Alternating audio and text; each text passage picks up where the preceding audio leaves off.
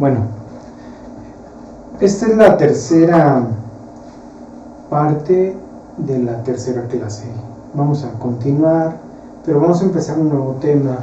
Este tema es el diodo, ¿sí? Entonces voy a empezar con él. Abordar el diodo es muy extenso, por eso tiene uno que cuidar mucho qué cosas son las que conviene exponer para no abarcar tanto tiempo. Voy a dar una introducción de lo que es el proceso de fabricación del diodo, de operación más que nada, ¿sí?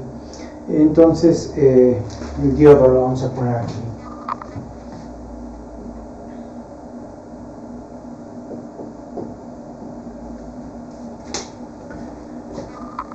El diodo es un semiconductor, o sea, los semiconductores son todos los dispositivos que conocemos como diodos, transistores y circuitos integrados. Todos ellos son semiconductores. Entonces, aunque el tema es el diodo, ahorita vamos a abordar al semiconductor.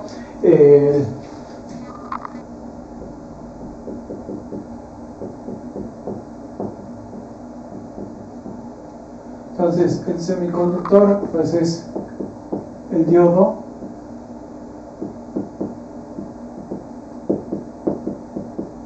transistor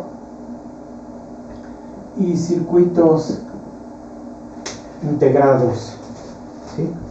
Permítanme.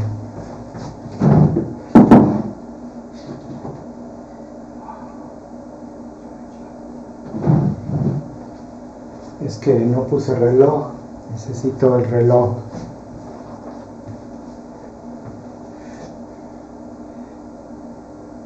Ok. Bueno. Entonces, estos elementos son considerados semiconductores. ¿Por qué se les llama semiconductores? Bueno, su clasificación está en función de su capacidad para presentar resistencia al paso de la corriente, pero más que hablar de la resistencia, hablamos de la resistividad. La resistividad es lo mismo que la resistencia por unidad de longitud, en este caso sería como 1 metro, ¿sí? Entonces pongo aquí lo siguiente, sería los semiconductores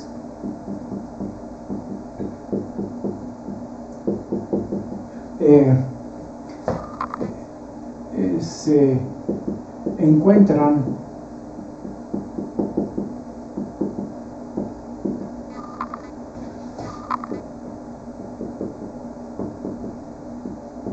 dentro de la clasificación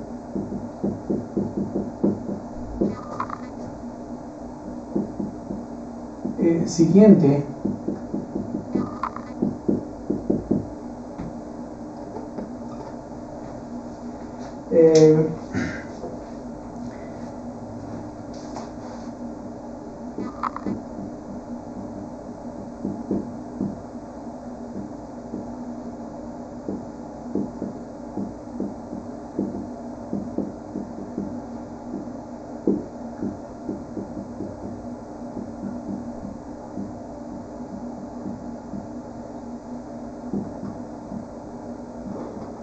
entonces tenemos aquí una clasificación de 3 materiales, los llamados conductores, que normalmente son los metales.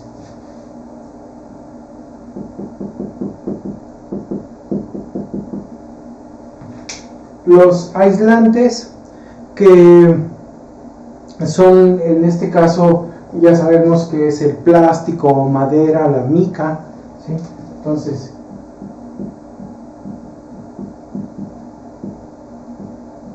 pongo estos dos que son de los que más encontramos en electrónica. Y los semiconductores, que son materiales que muy específicos, muy particulares, son elementos del grupo 4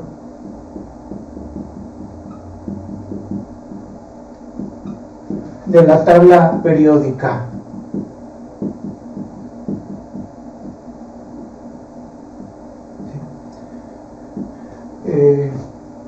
Como silicio y germanio. Entonces, aquí están ejemplos de esos materiales. Su resistividad, o sea, la resistencia por unidad de longitud, que sería el metro, es muy diferente en cada uno de ellos. En el caso de los metales, por ejemplo, para el cobre, la resistividad es del orden de 1.7 por 10 a la menos 8 ohms metro. Así que vean el tamaño de la resistencia que tiene un metro, digámoslo así. Ahorita olvidemos del calibre del alambre, si interviene y todo, pero nada más pensemos en un pedazo de alambre de un metro. Tiene una resistencia, ese metro de alambre, de 1.7 por 10 a la menos 8, o sea, es insignificante, despreciable. A eso se le llama resistividad, el valor de la resistencia por metro. En el caso de el plástico, por ejemplo, el plástico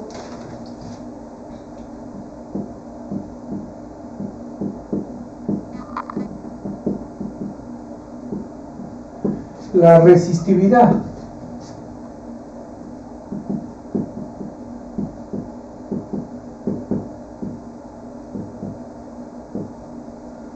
ahora comparen el orden, cuánto se incrementó la resistencia en un material aislante.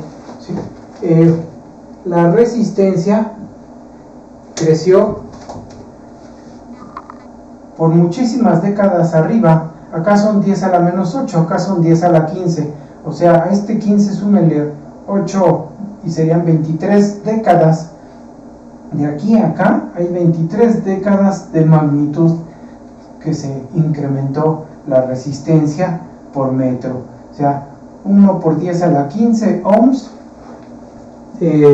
para el plástico. Y ahora vamos a ver la resistencia o resistividad que presenta materiales semiconductores como estos dos, que son los que se emplean en la fabricación de los dispositivos. Entonces, aquí lo pongo en este paréntesis.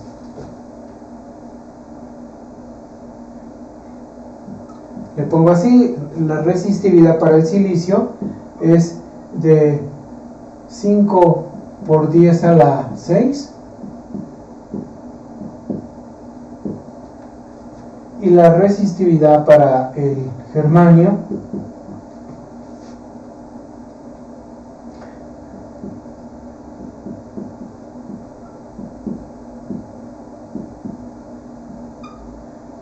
entonces vean, ustedes se pueden dar cuenta que la resistencia por unidad de longitud es un valor no tan chiquito como en el metal, no tan enorme como en los aislantes. Estamos en valores intermedios, por eso se le llama semiconductor. El semiconductor tiene resistencia intermedia entre el metal y el aislante, ¿sí? Entonces, eso sería el material que se emplea. Estos materiales igual tienen sus diferencias en la temperatura. La temperatura también juega un papel importante en la resistencia de estos materiales. En la otra mitad del pizarrón vamos a movernos.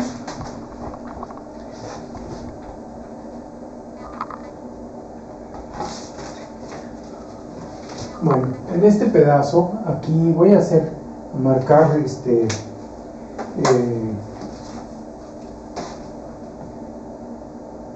una separación para poder continuar.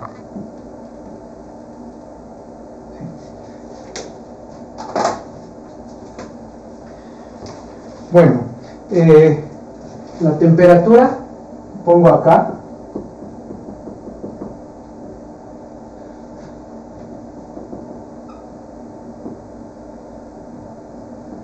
Tiene un efecto importante.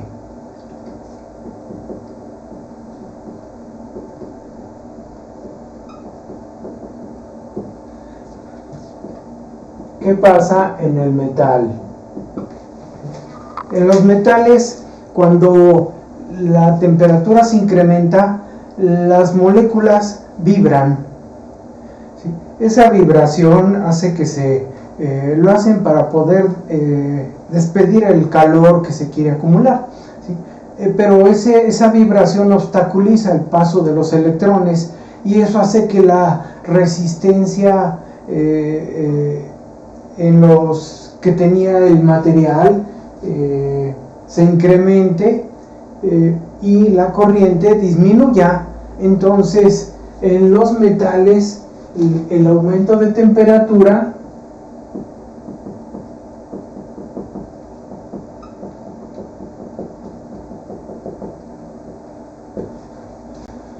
produce vibración molecular que impide el flujo de carga eléctrica.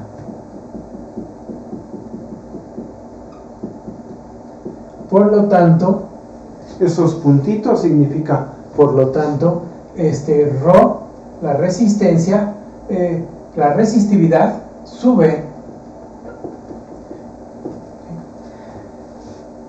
En cambio, en los semiconductores,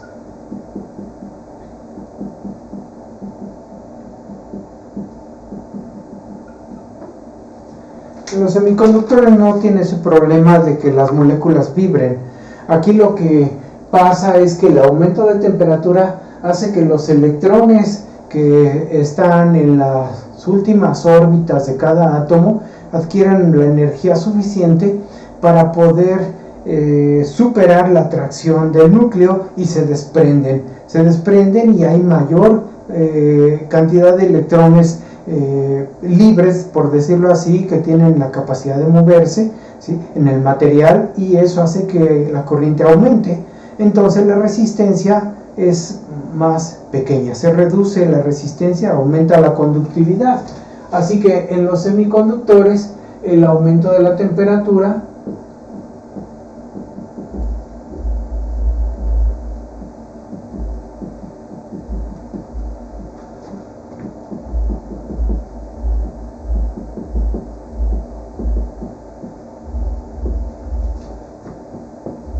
produce un aumento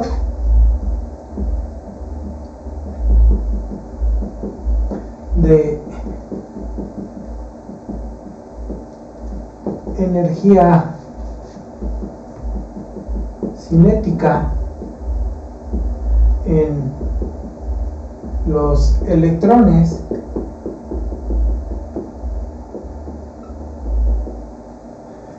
esto aumenta el flujo de carga. Por lo tanto, la resistividad baja y la conductividad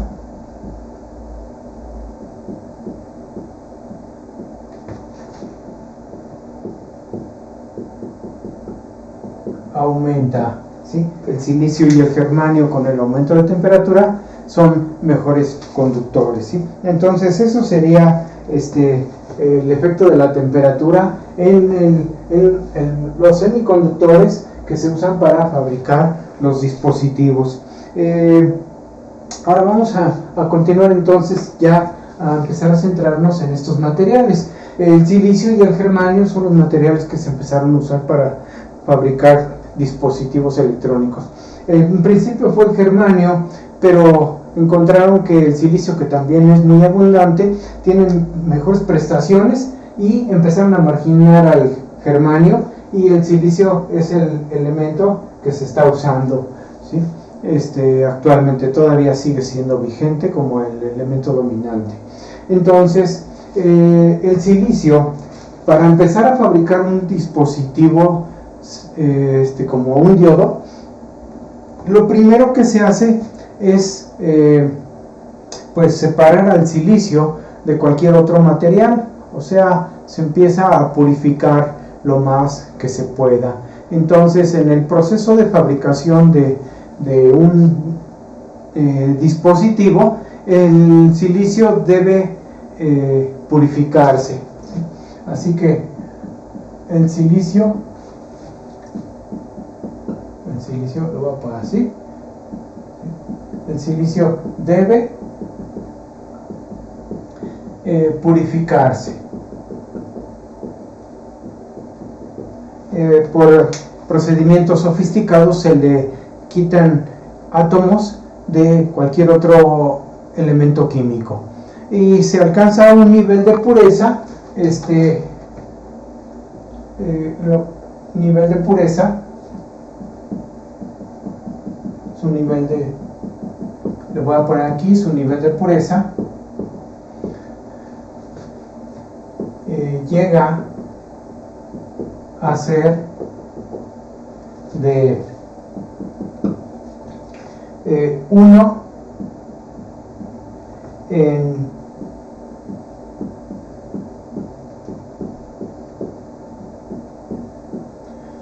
10,000 millones, de 1 en 10,000 millones. O sea, quiere decir que va a haber un átomo de impureza de cualquier otro material en una oblea de silicio. Una oblea de silicio es un disco normalmente parecido a los discos antiguos de acetato, y es un disco de menos de 1 milímetro de espesor de silicio. Ese disco pues se ha purificado lo más que se pueda hasta el punto de tener solamente un átomo de cualquier otro elemento distinto contra 10,000 millones de átomos de silicio. Hasta ese nivel se alcanza la pureza. Cuando se logra este nivel de purificación a este material, se le llama, aquí le pongo a este material, se le llama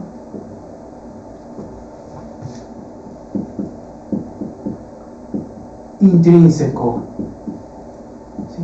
Entonces, el silicio puro, el germanio puro, cualquier otro elemento químico que se quiera aislar, si se purifica lo suficiente, se le llama intrínseco, ¿sí? Así que ese es un primer paso en el proceso de fabricación del diodo. Voy a pasar entonces ahora al principio, al otro extremo, y vuelvo a poner aquí la cámara.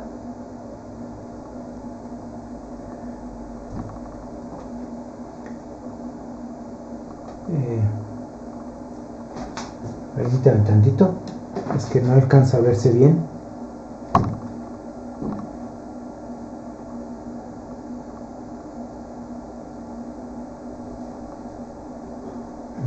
Ahí está. Entonces, voy a borrar. Borramos aquí.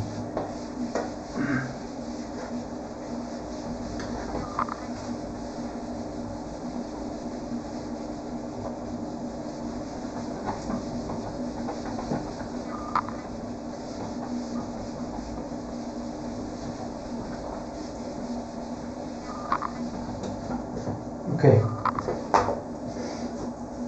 Entonces, en principio, para empezar a fabricar al diodo, la oblea se cuadricula, no físicamente, sino en forma imaginaria. La máquina que se encarga de la fabricación pues hace una división, una cuadriculación de la oblea. Entonces hagan de cuenta que hace una partición de esta forma.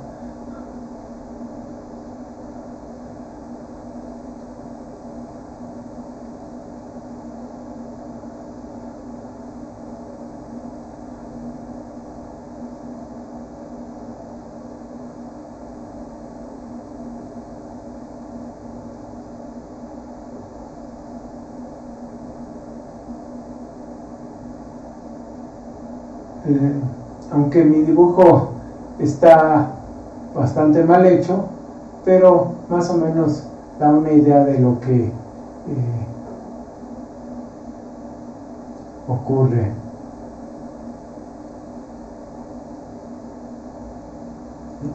Entonces se particiona en pedacitos tan pequeños como el espesor, así que hagan de cuenta, si particiones de alrededor de 1 milímetro o más pequeñitas, y cada uno de estos cuadritos va a ser un diodo.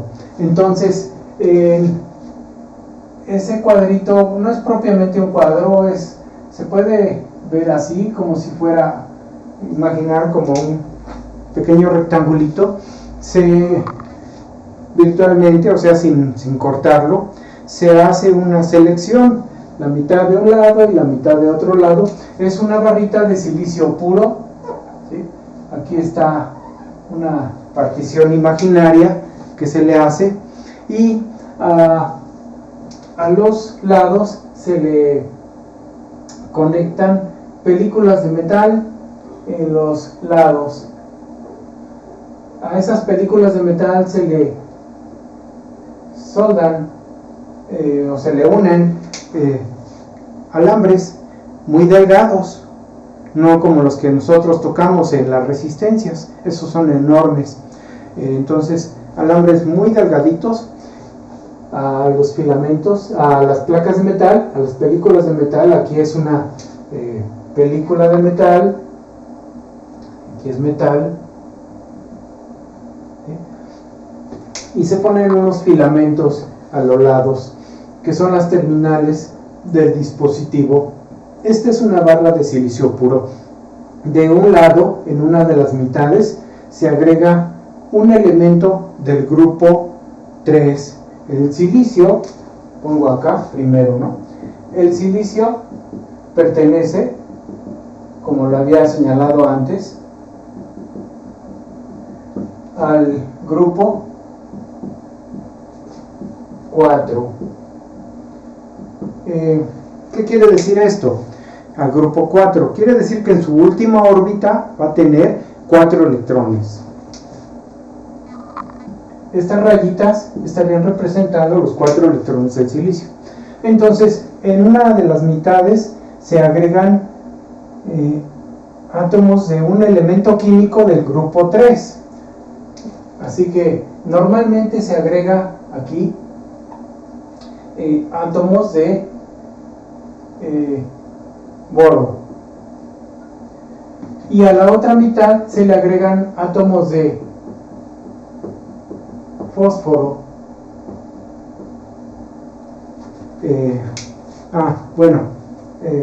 Voy a borrar, no se alcanza a ver en el video, luego pierdo de vista la pantalla.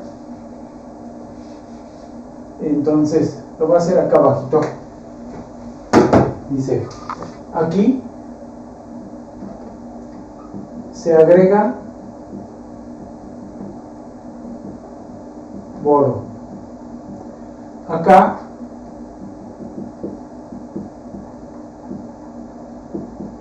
se agrega no sé si se ¿Entiende? No, aunque no. Se agrega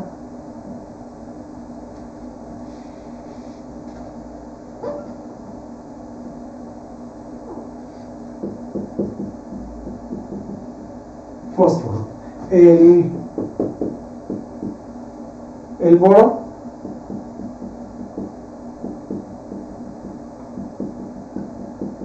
pertenece al grupo 3. ¿Sí? Más abajo.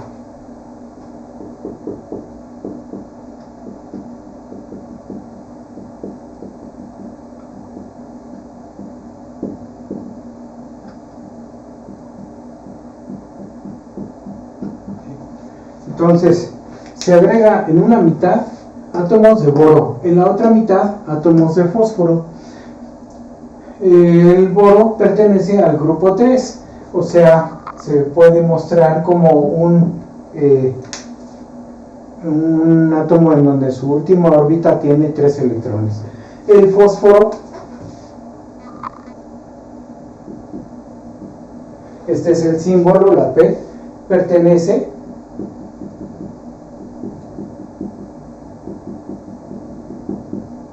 al grupo 5. Así que podemos ponerlo así, una P con 5 rayitas que representan los 5 electrones de la última órbita. Estos materiales que se agregan sobre el silicio puro lo van a contaminar, y en el momento en que lo contaminan deja de ser intrínseco, ya no va a ser como por acá lo había puesto intrínseco, sino que ahora se le va a llamar al material extrínseco. Entonces el silicio contaminado también se le llama, cuando se contamina, dopado.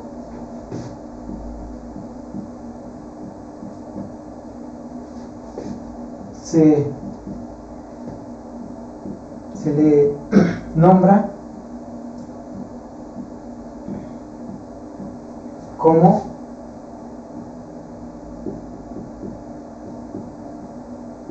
extrínseco.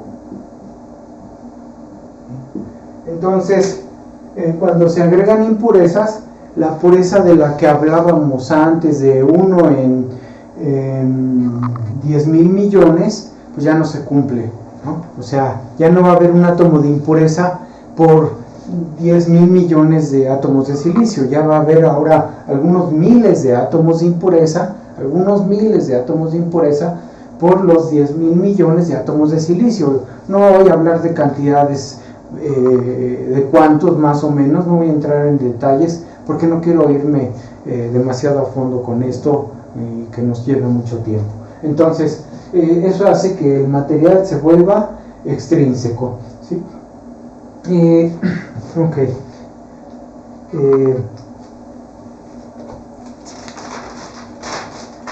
Aquí traigo un resumen, pero me salió muy extenso a pesar de ser un resumen.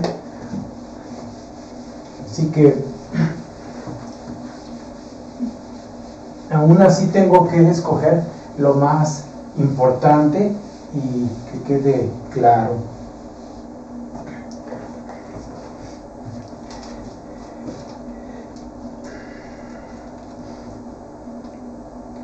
El dopado que acabamos de hacer, agregando los átomos de impureza, va a mejorar las características conductoras del dispositivo, porque estos materiales, estos dos, se califican como contribuyentes a que haya mayor movimiento de carga, ¿sí? Le pongo así, voy a seguir marcando la división.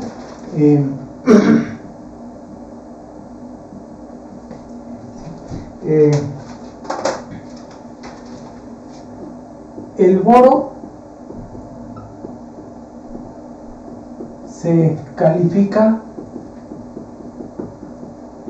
como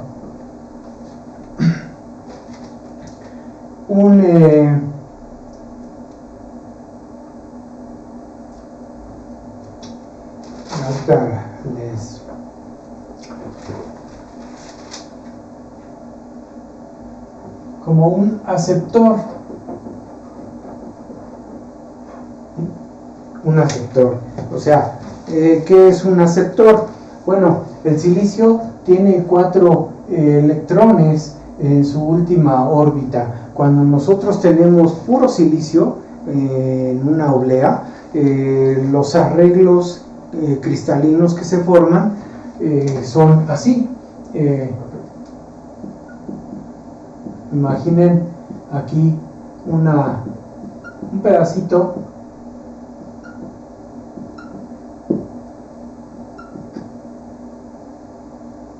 de átomos de silicio.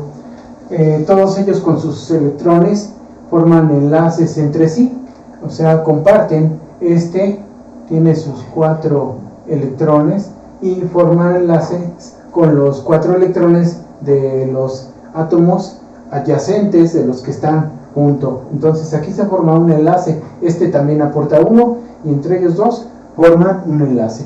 Por acá igual, este átomo aporta 1 y forma un enlace.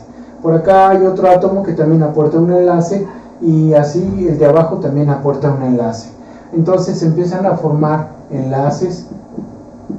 Cada pareja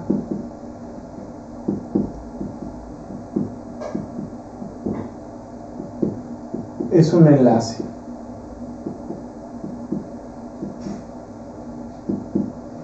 Así que eso es en el silicio puro. Tenemos un enlace. Cuando nosotros metemos ahí un átomo de boro, en ese momento, ¿qué pasa? Bueno, voy a poner aquí el boro en medio y voy a poner los demás. Así que tengo otra vez una estructura cristalina de átomos de silicio, pero el boro solo aporta 3, entonces tiene sus 3 electrones. Este átomo de silicio aporta 1, este átomo de silicio aporta otro electrón, este átomo de silicio aporta otro electrón, ¿sí? Este aporta un electrón, pero el boro no aporta, entonces deja un espacio. Como no aporta, deja un espacio que puede ser ocupado por otro electrón, ¿sí? Quiere decir que el átomo de boro va a tener que aceptar un electrón y por eso se le califica como un aceptor, mientras los demás pues están formando sus enlaces así como estaban.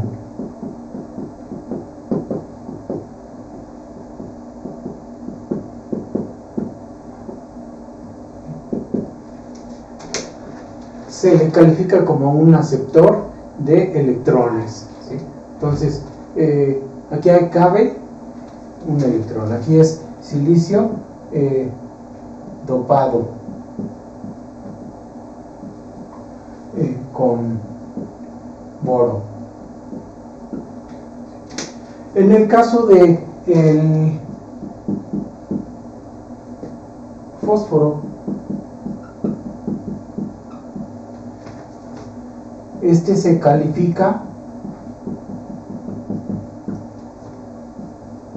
como un donador. No sé si alcanza a verse, no se alcanza a ver casi, pero ahorita lo corrijo.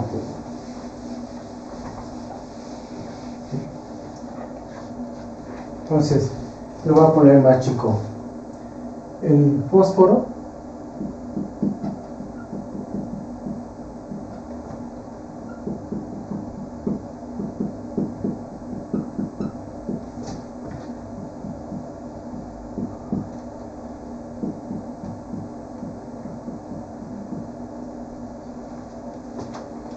se califica como un donador. Ustedes vean una estructura como esta, así, o sea, pongo otra vez silicio, así, un átomo de fósforo a los lados, acompañado de átomos de silicio, así. El fósforo aporta, como lo vemos acá, 5 electrones en su última órbita. 5. De esos 5, uno de ellos no va a formar enlace, los otros 4 sí forman sus enlaces, así que ahí 4 de sus electrones formaron enlace y el único que le queda ya no forma enlace, se queda ahí sin formar enlace, mientras los demás átomos adyacentes siguen formando los enlaces que conocemos. Son enlaces covalentes que se están formando aquí entre estos átomos.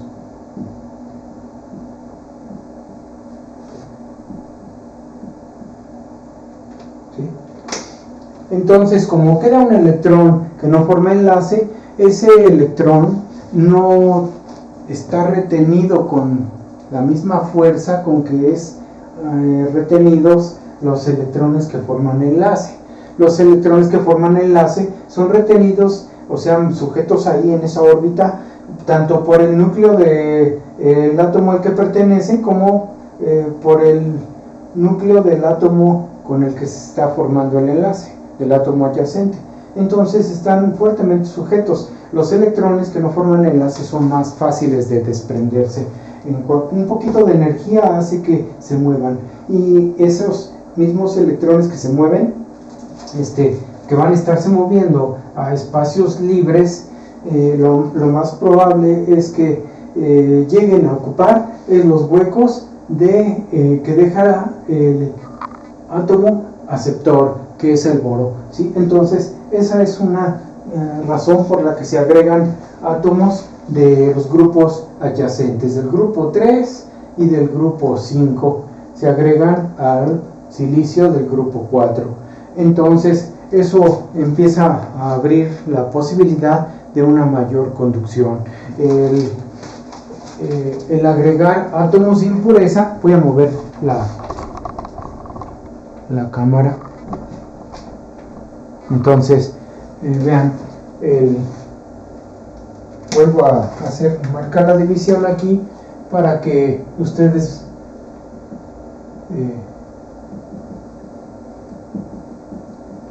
vean aquí separado, ¿no? Entonces,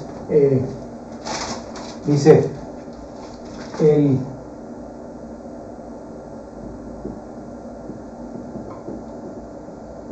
agregar impurezas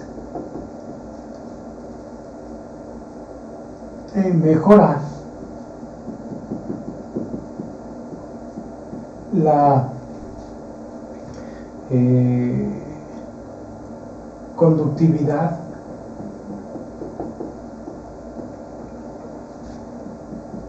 del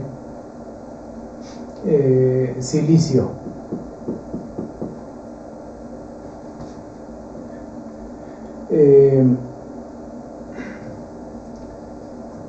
Sí, o sea,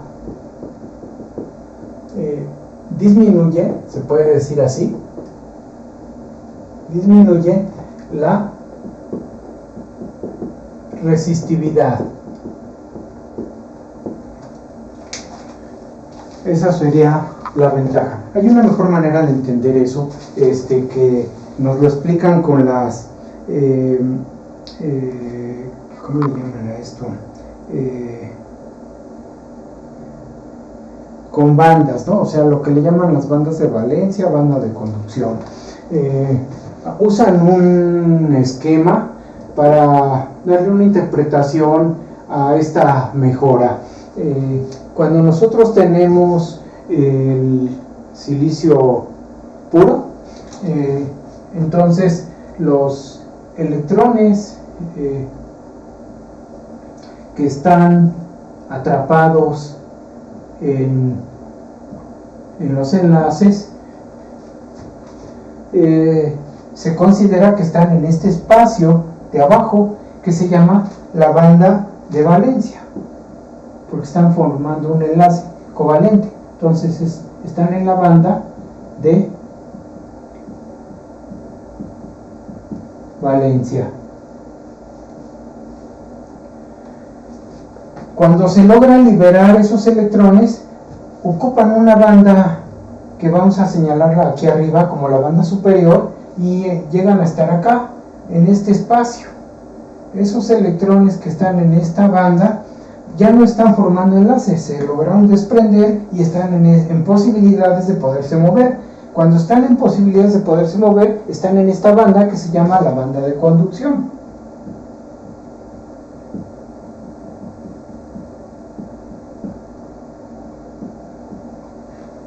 Entonces, se puede decir que es como una clasificación en donde decimos, bueno, aquí es un grupo de personas que quiere superarse. Para poder superarse y pasar a este nivel, tienen que hacer un gasto de energía, y ese gasto de energía en su trabajo, por decirlo así, pues corresponde a una cierta cantidad. Aquí pasa lo mismo, ¿no? O sea, los electrones en la banda de valencia, para poder ser considerados electrones que se pueden mover en la banda de conducción, requieren alcanzar a tener una cantidad de energía suficiente que les permita desprenderse del enlace y separarse y pasar a estar libres, a poderse mover como el electrón que no formó enlace en el átomo de fósforo. Entonces, la cantidad de energía, esta es una brecha, aquí hay una brecha, ¿no? O sea, es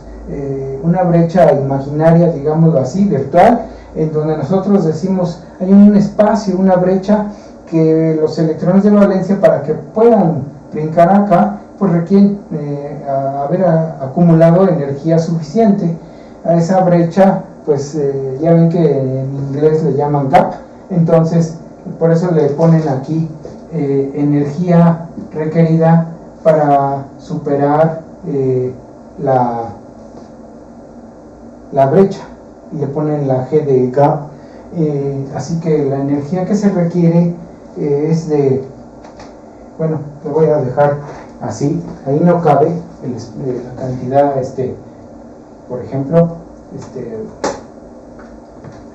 en silicio puro, lo pongo acá, en silicio puro, los electrones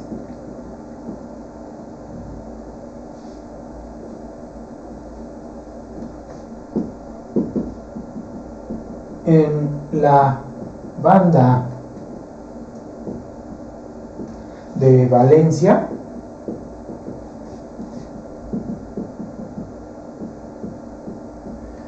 requieren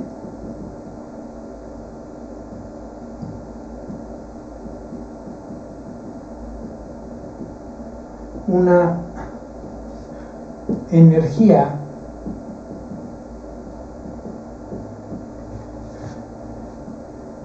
que les permita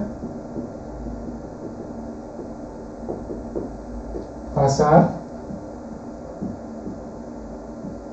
a ser considerados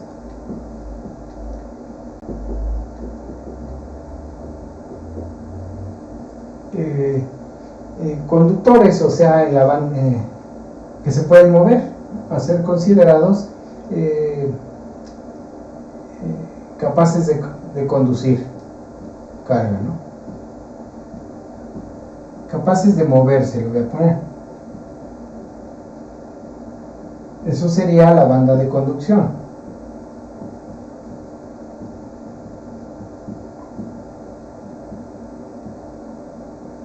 Esa energía es del 1.1 electrón volt, ¿sí? Es la energía que requiere los electrones de los átomos de silicio. Los electrones de los átomos de silicio requieren esta energía para poder hacer este movimiento, o sea, zafarse, y en el momento que ya quedan libres como este electrón, pues este electrón está considerado en esta banda. Los electrones que están formando enlaces están considerados en la banda de valencia. Cualquiera de estos electrones en su banda de valencia, incluso los del mismo átomo de fósforo, si adquieren energía suficiente y se sale de ahí, pues ya se puede considerar que está en la banda de conducción, ya tienen la energía que le permite moverse, ¿no? Entonces Eso sería para el silicio. Aquí le pongo para el silicio. Por ejemplo, para el germanio, aunque ya se usa poco el germanio, requiere una cantidad de energía que es de 0.67 electronvolts el germanio. ¿Sí? Entonces, esa sería la energía que requiere un electrón de los átomos de germanio. Pero esto es en el silicio puro, ¿sí? Aquí hago la observación con este color, que es silicio puro, aquí. O sea, cuando nosotros tenemos ya contaminado el silicio, esta brecha se reduce, digámoslo así, ¿no? Esta clasificación hace que sea más pequeña cuando se contamina con átomos de boro y de fósforo, porque hay huecos posibles de ocuparse y hay electrones posibles de moverse. Esos electrones posibles de moverse, en su movimiento tienen la posibilidad de desprender electrones de la banda de valencia, o sea, al moverse, colisionar y transmitirles energía. Entonces, como que es más fácil adquirir con una menor cantidad de energía, hacer que haya un flujo de carga grande. Entonces, esta brecha se hace más breve, ¿sí? Así que lo voy a dibujar acá.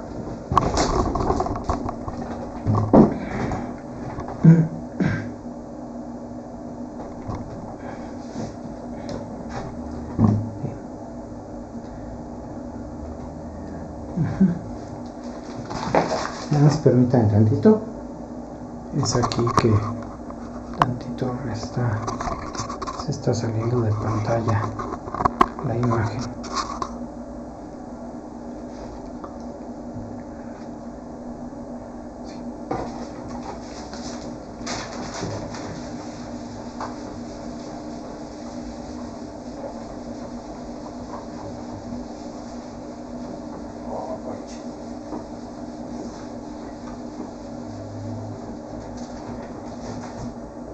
Bueno,